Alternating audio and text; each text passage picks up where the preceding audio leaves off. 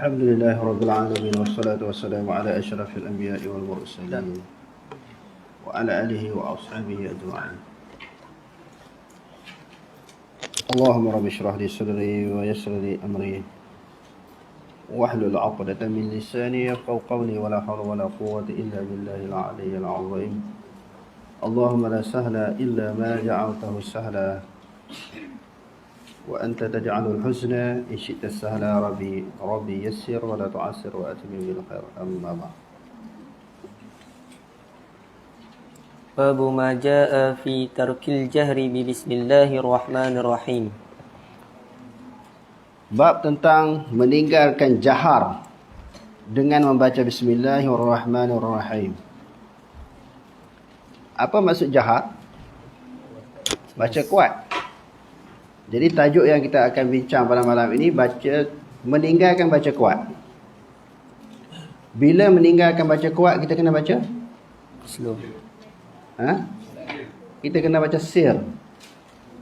Jahar lawan bagi sir. Maknanya bismillah tu disunatkan kita baca pelan. Jadi hadis yang kita akan baca ini sebahagian daripada pegangan amalan kepada sebahagian daripada mazhab dalam Islam, sebahagian daripada ulama. Jadi bila mereka menunaikan sembahyang, mereka baca bismillah dengan sir. Ataupun tak baca terus. Ada juga riwayat mereka tak baca terus. Ada 3 pendapat tentang kedudukan bismillah. Ada yang baca tetapi perlahan. Ada yang baca dengan jahar. Ada yang tak baca langsung. Ini bagi sembahyang-sembahyang yang jahar lah. Adapun sembahyang sir memang tak termasuk di dalam perbahasan ini. Kerana orang yang baca jahar ke sir ke, ketika dia sembahyang sir memang dia baca pelan. Perbahasan ini yang melibatkan sembahyang maghrib, isya dan juga subuh. Meninggalkan jahar kuat membaca bismillah ketika membaca Fatihah. Okey, terus. حدثنا أحمد بن منيع حدثنا إسماعيل بن إبراهيم حدثنا سعيد بن إياس الجريري عن قيس بن عباية عن ابن عبد الله بن مغفل قال سمعني أبي وأنا في الصلاة أقول بسم الله الرحمن الرحيم فقال لي أي بني محدث. Okey, Imam Tirmizi dengan sanadnya daripada Abdullah bin Mughaffal. Dia kata telah mendengar akan aku oleh ayahku. Ayahku dengar aku baca Fatihah. Di dalam sembahyang aku baca Bismillahirrahmanirrahim. Dia dengar aku baca bismillah tu. Menunjukkan apa? Dia baca dengan jahar. Sebab ayah dia dengar. Dia sembahyang baca bismillah, ayah dia dengar. Menunjukkan baca jahar lah. Okey, bila ayah dia dengar, ayah dia kata, wahai anakku, ini adalah perkara yang diada-adakan di dalam agama. Ini perkara baharu. Perkara yang direka-rekakan. Perkara yang ditambah di dalam agama. Dan hendaklah kamu jauhi perkara-perkara baharu. Apa dia perkara baharu yang dimaksudkan di sini? Adalah perkara bid'ah. Okey, terus. إياك والحدث قال ولم أرى أحدا من أصحاب رسول الله صلى الله عليه وسلم كان أبغض إليه الحدث في الإسلام. Okey. Lalu ayah dia kata, aku tidak melihat mana-mana orang daripada kalangan sahabat Nabi SAW lebih benci tentang perkara baru di dalam agama tentang Islam. Aku tak jumpa mana-mana sahabat ni yang tak benci. Melainkan mereka semuanya benci perkara-perkara yang diadakan di dalam agama yang disebut sebagai perkara bid'ah. Setelah mereka masuk Islam ni, mereka sangat benci kalau ada penambahan, tokok tambah di dalam agama. Tengok dia kata fi Islam, tentang pada Islam. Menunjukkan isu perkara bid'ah ini bukan sesuatu perkara yang berkaitan dengan duniawi. Sebab di sana masih lagi ramai orang tak faham. Bila kita membincangkan isu bid'ah, Mereka mengatakan sikit-sikit bid'ah. Sikit-sikit bid'ah. Perkataan bid'ah ini sebenarnya yang selalu kita sebut dalam kuliah kita, disebut orang yang pertama sebut bid'ah ini adalah Nabi sendiri. Lepas tu sahabat. Bukan orang sekarang ni yang orang salafi yang dituduh sebagai wahabi. Bukan dia orang ni yang awal-awal sebut isu bid'ah, perkara bid'ah, perkataan bid'ah, tapi dia sebut oleh Nabi. Jadi kita nak sebut di sini bid'ah sesuatu perkara yang berkaitan dengan urusan agama, khususnya yang melibatkan perkara ibadat. Adapun perkara-perkara yang berkaitan dengan dunia, maka itu tidak termasuk di dalam perbahasan bid'ah. Maksudnya sesuatu perkara yang tak dibuat oleh Rasulullah di zaman dia dalam urusan dunia, tiba-tiba kita buat, benda tu tak dipanggil bid'ah. Yang orang duk sebut selalu, maknanya puak-puak ni kalau pergi ke Mekah, dia naik apa? Naik unta. Tak payah naik kereta. Sebab unta bid'ah. Makan nasi bid'ah. Dia tak faham. Bukan dia faham bid'ah begitu. Memang dia tak faham isu bid'ah. Apa lagi yang dikaitkan selain daripada pergi ke Mekah? Mikrofon. Ada seorang ustaz di Indonesia tu. Zaman Nabi tak ada, ceramah ni campak. Ustaz masyhur, glamour, tak faham isu bid'ah. Apa lagi dia orang sebut? Malam ni kita nak sebut satu-satu. Yang dia orang kait urusan dunia, yang dia orang kaitkan, kalau begitu tak boleh buat benda ni kerana bid'ah. Handphone. Tengoklah kita pokok Wahabi pakai handphone, sedangkan Nabi tak pakai. Hadis yang diriwayatkan oleh Imam Muslim di dalam sahihnya, Nabi SAW bersabda, "Antum a'lamu bi amri dunyakum." Kamu lebih mengetahui tentang urusan dunia kamu. Pernah berlaku di zaman Nabi SAW. Nabi bagi pandangan kepada sahabat tentang sesuatu urusan untuk nak suburkan tanam-tanaman, nak membanyakkan, melebatkan buah dia. Nabi bagi satu cadangan. Tiba-tiba sahabat-sahabat ikut. Tak jadi. Buah-buahan tak subur. Tidak dapat menghasilkan buah yang banyak, yang lebat sebagaimana biasa.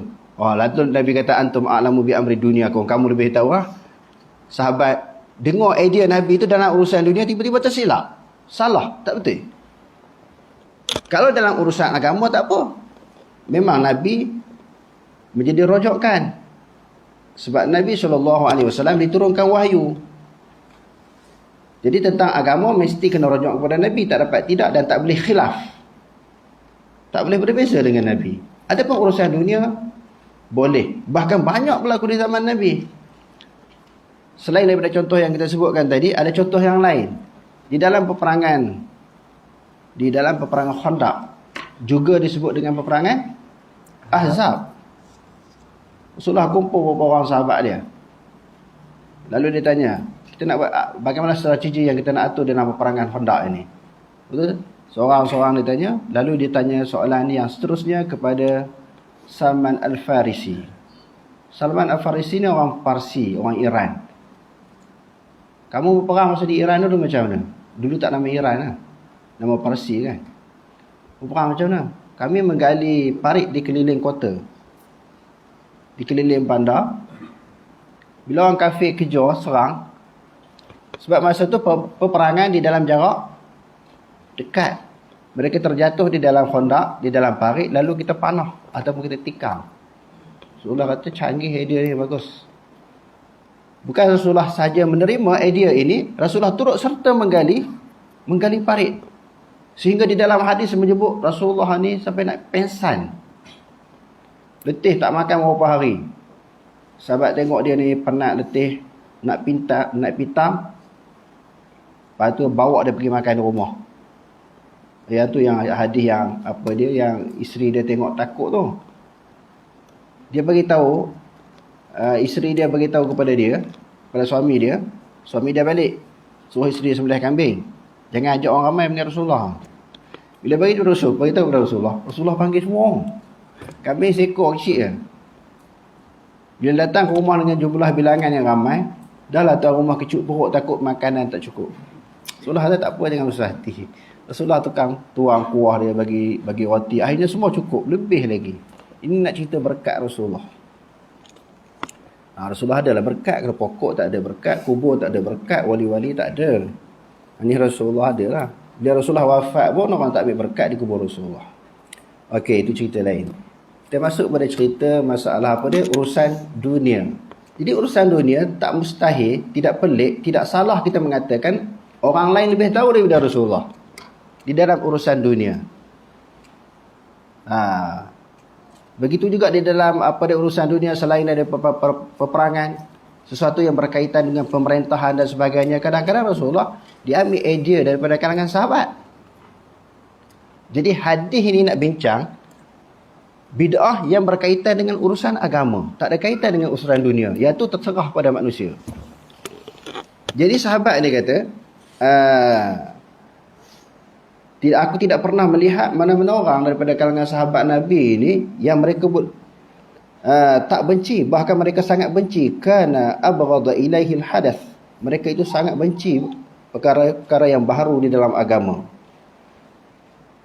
Okey, terus يعني منه قال وقد صليت مع النبي صلى الله عليه وسلم ومع أبي بكر ومع عمر ومع عثمان فلم أسمع أحدا منهم يقولها فلا تقلها إذا أنت صليت فقل الحمد لله رب العالمين. قال أبو عيسى حديث عبد الله بن مغفل. Jadi Abdullah bin Mughaffal kata, aku pernah bersembahyang bersama dengan Nabi SAW. Aku sembahyang di belakang Nabi, Abu Bakar, bersama dengan Omar, Osman. Dahlah bersembahyang dengan Nabi, dengan 3 orang sahabat ini yang pernah jadi khalifah, yang jadi khalifah. Masa zaman tu, bila aku sembahyang, dia kata, aku tak pernah mendengar mereka menyebut Bismillah. Apa maksud? Di sini ada 2 maksud. Lepas pada tajuk ni kita akan jumpa lagi tajuk yang lain. Mereka tak sebut. Tidak sebut di sini, sebagian ulama kata memang tak baca teruslah Bismillah, terus kepada Alhamdulillah. Sebab itu tajuk yang berikutnya, tajuk yang ke-182, Babu Maja'a fi iftitahil qiraati bilhamdilillahi rabbil alamin. Bab membuka qiraah bacaan dengan Alhamdulillah, maka tak baca Bismillah. Jadi aku tidak pernah dengar di sini, maksudnya tafsiran yang pertama memang tak baca terus, sebab tu tak dengar. Tafsiran yang kedua baca, tetapi Bismillah ini dibaca dengan pelan. Di sini ada 3 pendapat ulama. Pendapat pertama, Bismillah disirkan, tidak dijaharkan. Yang keduanya dijaharkan. Yang ketiganya tak baca terus. Tak baca terus Bismillah ini, terus kepada Alhamdulillah. Jadi dia kata, aku sembahyang bersama dengan Rasulullah dan Abu Bakar, Umar dan Osman, tak pernah dengar pun dia baca Bismillah. Mereka terus kepada Alhamdulillah. Lalu dia kata kepada anaknya, fala taqulha, lain kali kalau sembahyang jangan baca. Lain kali bila kamu nak sembahyang jangan baca Bismillah, terus kepada Alhamdulillah. Jadi sebab itu daripada hadis ini, sebahagian daripada pendapat ulama dan pegangan sebahagian daripada mazhab mengatakan tidak sunat dijaharkan Bismillahirrahmanirrahim bila kita masuk di dalam sembahyang selepas membaca doa iftitah. Okey, terus. Qala Abu Isa hadis Abdullah bin Mughaffal hadisan hasanan. Abu Isa kata hadis Abdullah ibnu Mughaffal ni hadis hasan. Wal amalu alaihi inda aksari ahli al-ilmi min ashabin nabiy sallallahu alaihi wasallam minhum Abu Bakr wa Umar wa Uthman wa Ali wa ghairuhum wa man ba'dahum min at-tabi'in. Dan bermula beramal atas hadis tadi di sisi kebanyakan ahlul ilmi. Banyaknya ahlul ilmi, maknanya ulama beramal macam tadi, maknanya tak dijaharkan Bismillah. Dia kata ahlul ilmi itu siapa dia? daripada sahabat Nabi. Ramai sahabat Nabi tak baca kuat. Sebahagian daripadanya Abu Bakar, Umar dan juga Osman dan juga Ali. Ramai tak? Khalifah Ar-Rashidin. Wa ghairuhum. Dan selain daripada mereka yang empat ni, baca tak kuat. Jadi bukan isu Wahabi orang kata tengok. Kalau nak pergi baca tak kuat, pergi Saudi, pergi ke Perlis. Sedangkan sahabat pun berapa ramai sahabat tak baca. Tak payah pergi Perlis. Masa zaman Nabi dulu orang tak baca kuat. Nabi wafat. Zaman sahabat orang tak baca kuat. Sedangkan masa tu Wahabi pun tak wujud lagi. Wahabi pun tak wujud lagi. Wahabi ni dikaitkan dengan Muhammad bin Abdul Wahab. Yang dia lahir pada tahun 1115 Hijrah. Maknanya sahabat ni sebelum tu lagi. Tak ada kaitan. Tak ada kaitan dengan Wahabi. Okey, terus. Wa bihi yaqulu Sufyan as-Sauri. Tengok. Sufyan as-Sauri juga beramal dan berpegang begitu, yakni tidak dijaharkan dengan bismillah. Wa Ibn al-Mubarak Ibnu Mubarak dan juga Ahmad. Imam Ahmad. Wa Ahmad wa Ishaq la yarawna an yajhara bi bismillahirrahmanirrahim. Mereka berpendapat tidak dijaharkan bismillahirrahmanirrahim. Kalau kita tengok di dalam kitab Bahrul Mazi yang dikarang oleh Syekh Idris Al-Marbawi tentang tajuk yang telah kita bacakan tadi, dia kata babu ma jaa fi tarkil jahri bi bismillahirrahmanirrahim, bab yang telah datang ia pada menyatakan meninggalkan nyaring. Apa makna meninggalkan nyaring? Meninggalkan kuat dengan bismillahirrahmanirrahim. Ketahuilah kiranya, ya saudaraku, adakah seorang yang sembahyang itu tidak boleh menyaringkan bismillahirrahmanirrahim pada sembahyang nyaring? Dia kemukakan perbahasan ini dimulakan dengan pertanyaan. Dan bukankah ia salah satu ayat daripada Fatihah? Boleh baca tak? Tidak dijaharkan bismillah. Sedangkan bismillah juga adalah sebahagian daripada ayat di dalam surah Fatihah. Maka ya saudaraku, dalam masalah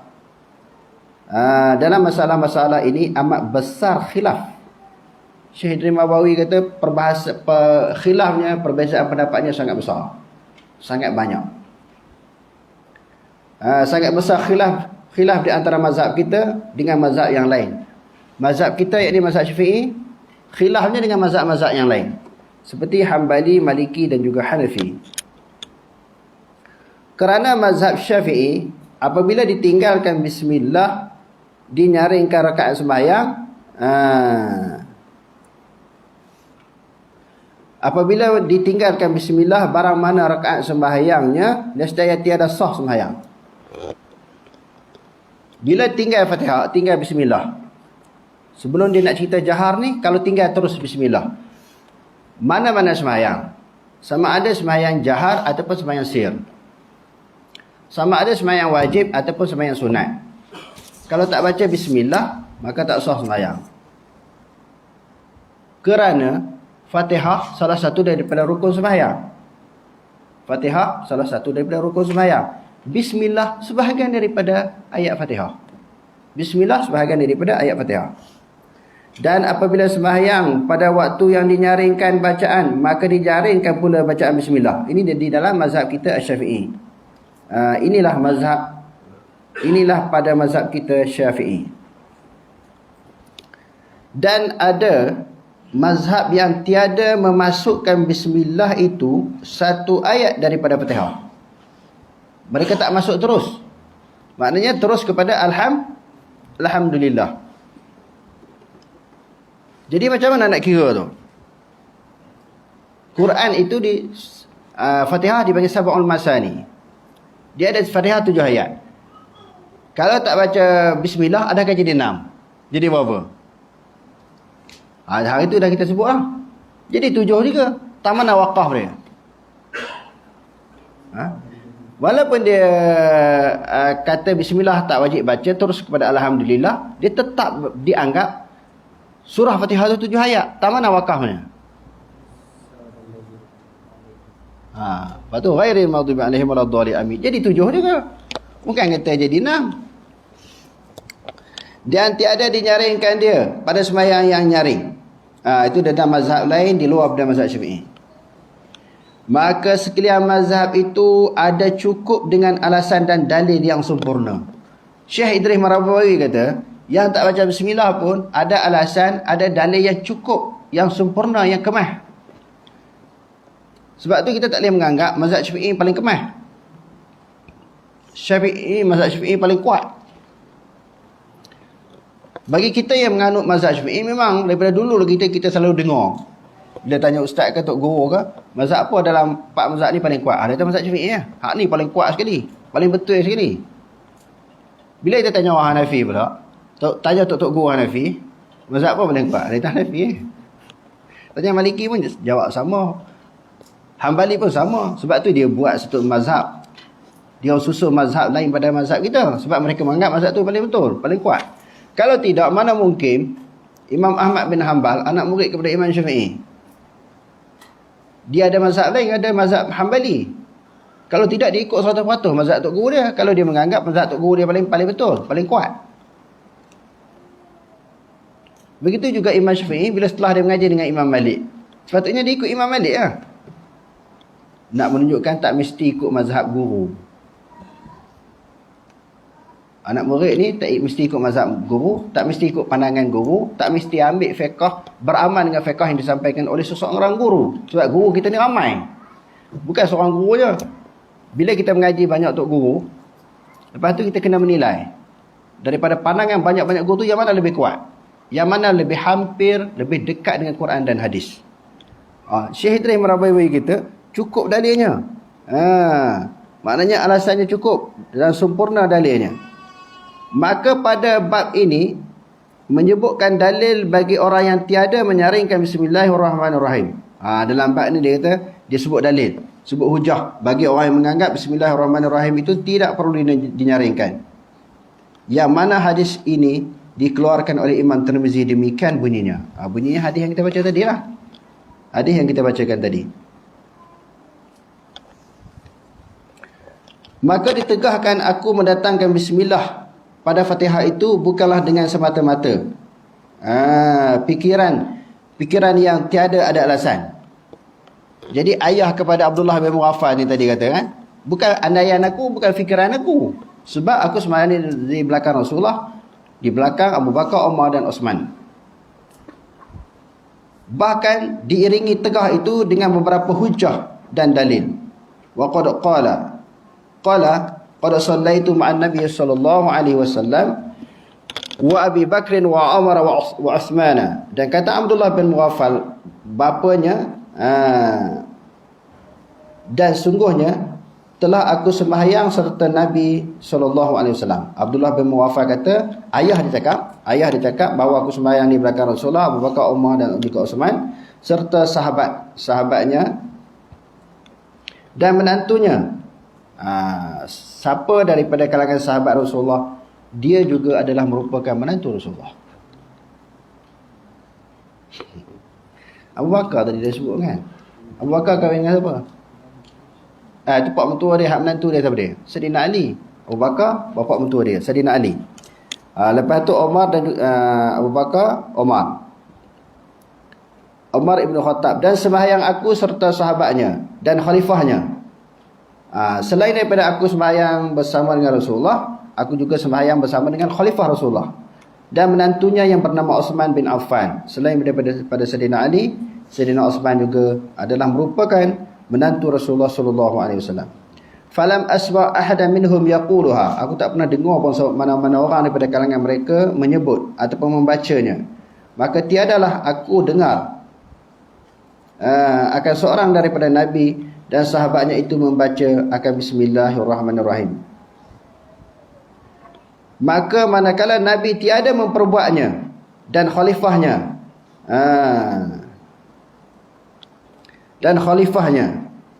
ia pun tiada memperbuatnya. Jadi kalau Nabi tak buat, khalifah dia pun tak buat lah. Sebab Nabi tak buat. Maka adakah kita adakan barang yang tiada ada?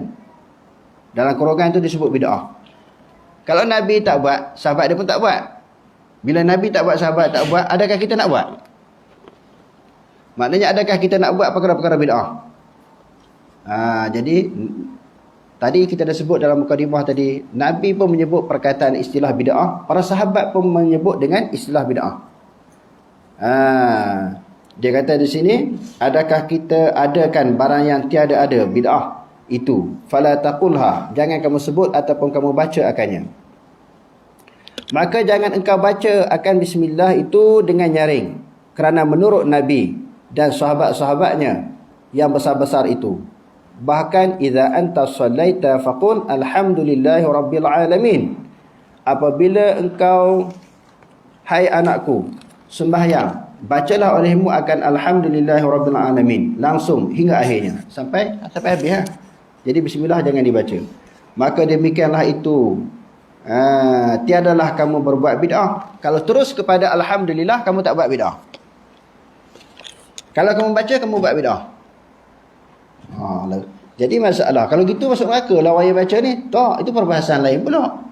Selalunya orang kait, kalau bid'ah, kita sekadar membagi tahu benda ni tidak sunnah. Tak sunnah lawannya bid'ah. Ada pun menentu siapa-siapa masuk neraka, kita tak sebut pun. Dia mau tambah sendiri. Yang tu penghujung hadis tu macam mana?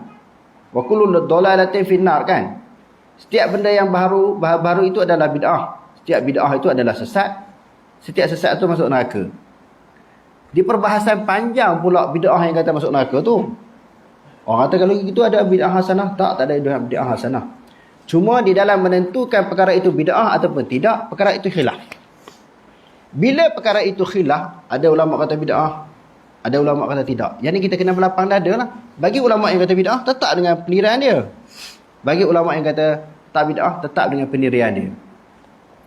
Dan di dalam kitab Al-Bid'ahul Munkarah, yang jadi sepakatnya yang kata bid'ah itu sesuatu perkara yang baru yang melanggar dasar-dasar syarak.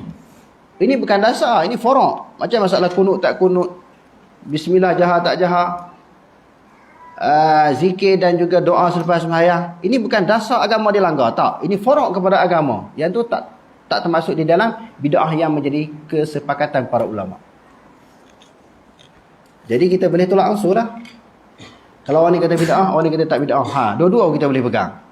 Nak kerah dengan kata bid'ah tak boleh, nak kerah dengan kata tak bid'ah pun tak boleh. Sebab benda ni benda khilaf.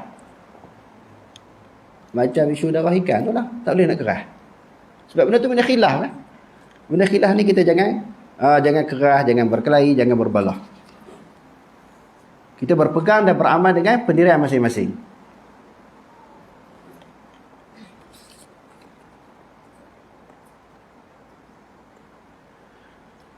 Masalah bismillah tiada nyaring, apa hukumnya? Ya saudaraku, bacalah hadis di dalam masalah 292 itu, nescaya dapat tahulah kita akan hukum bismillahirrahmanirrahim.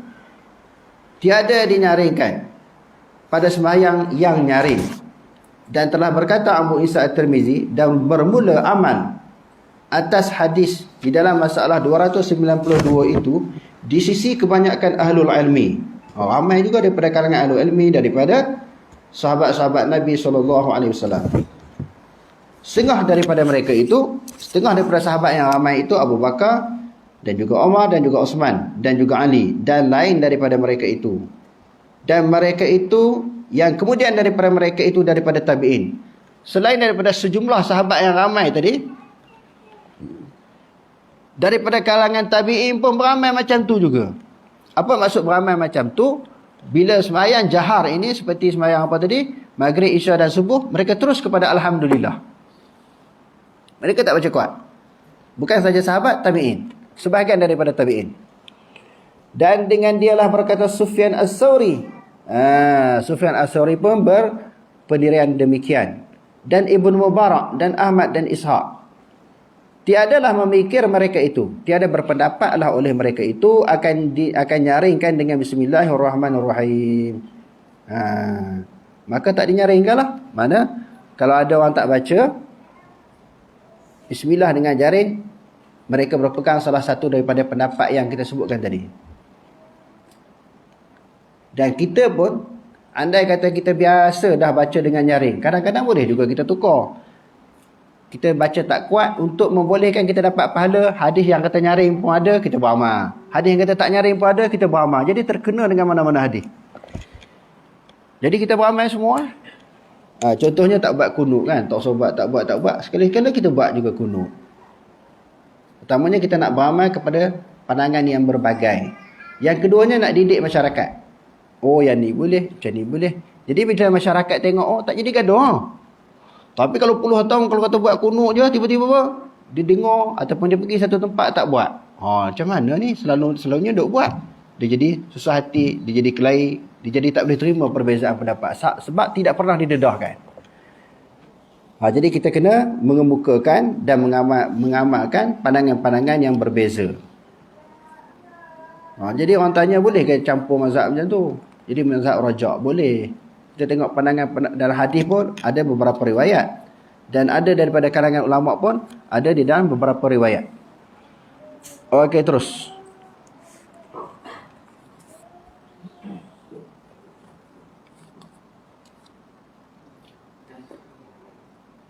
Uh, 245. Tajuk 181. Man ra'al jahra bi bismillahirrahmanirrahim. Tengok. Ini di antara kelebihan kita mengaji Sunan Tirmizi.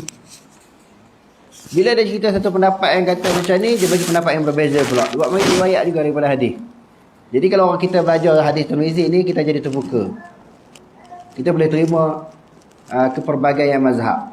Dia buat mari pula dalil bagi ulama ataupun mazhab yang mengatakan perlu membaca bismillah, bahkan wajib. Okey, terus. Haddatsana Ahmad bin Abdah ad-Dabbi, haddatsana al-Mu'tamir bin Sulaiman qala haddatsani Ismail bin Hammad an Abi Khalid an Ibn Abbas qala kana an-nabiy sallallahu alaihi wasallam yaftatihu salatahu bi bismillahirrahmanirrahim.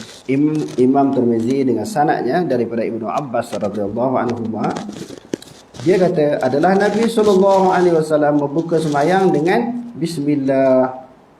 Tengok. Inilah bagi ulama atau mazhab Syafi'i kata kena baca bismillah. Bahkan bismillah itu sunat dijaharkan. Okey, terus. Qala Abu Isa, hadza haditsun laysa isnaduhu bidzaka. Tetapi Imam Tirmizi setelah dia meriwayatkan hadis ini, dia kata hadis ni sanad dia tak kuat. Hadis ni sanad dia tak kuat. Jadi hak kuatnya yang tak jahar bismillah tu kuat. Kenapa sebut? Imam Tirmizi sebut. Imam Tirmizi ni mazhab apa? Abu Isa At-Tirmizi, dia sendiri bukan mazhab Syafi'i. Dia pun kata tak kuat. Nak tengok jujurnya para ulama ini. Walaupun dia berpegang dengan sesuatu pandangan, tetapi bila dikemukakan hadis, kalau hadis itu kuat, dia kata kuat. Kalau hadis status dia hasan, dia kata hasan. Kalau hadis itu dhaif, dia kata dhaif. Okey, terus. Wa qad qala bi hadza 'iddatun min ahli al-'ilmi min ashabin nabiy sallallahu alaihi wasallam. Okey, telah berpendapat dengan hadis ini satu jumlah daripada kalangan ahlul ilmi daripada sahabat Nabi sallallahu alaihi wasallam. Minhum Abu Hurairah wa Ibnu Umar wa Ibnu Abbas. Sebahagian daripada mereka jumlah sahabat yang ramai itu Abu Hurairah, Ibnu Umar. Tengok. Ibnu Umar anak Sayyidina Umar. Sayyidina Umar kata tak dinyaringkan bismillah, anak dia pula kata nyaring. Tengok antara anak dengan ayah berbeza pendapat di dalam masalah fiqh ni. Okey, terus. Wa Ibn Zubair wa man ba'dahum min at-tabi'in ra'awul jahra bi bismillahirrahmanirrahim. Okey, di antara syarat-syarat untuk membolehkan kita beramal dengan hadis yang dhaif. Hadis dhaif itu diamalkan oleh para sahabat. Dia ada sokongan daripada amalan sahabat Nabi, maka dia boleh beramal. Sebab tu nak beramal dengan hadis yang dhaif, dia ada disiplin dia. Dia ada kaedah, dia ada cara. Kadang-kadang orang bahas selama kadang-kadang kita duk nampak, dan bukan kadang-kadang lah, dah biasa juga. Hadis dhaif boleh beramal, hadis dhaif boleh beramal. Ada kita pokok ni tolak hadis dhaif. Sebenarnya boleh beramal. Ulama pun ada beramal dengan hadis yang dhaif. Imam Syafi'i sendiri dan semua mazhab ada hadis dhaif di dalam mazhab mereka. Tetapi dia ada disiplin dia. Dia ada kaedah nak beramal dengan hadis dhaif, bukan semata-mata hadis itu dhaif. Dia disokong di antara dia dengan sama ada dengan hadis yang lain. Kalau tidak ada hadis yang lain, disokong dengan amalan sahabat ataupun tabi'in, maka dia boleh beramal. Ataupun disokong dengan kias, seperti jawab bagi iqamah dan doa bagi iqamah. Bukan ada hadis sahih, hadis dhaif di dalam Abu Daud. Siapa kata dhaif? Termasuklah Imam Nawawi di dalam Majmu'. Dia kata hadis jawab azan dan doa kepada azan, hadis jawab iqamah, doa bagi iqamah tu hadis dhaif dia kata.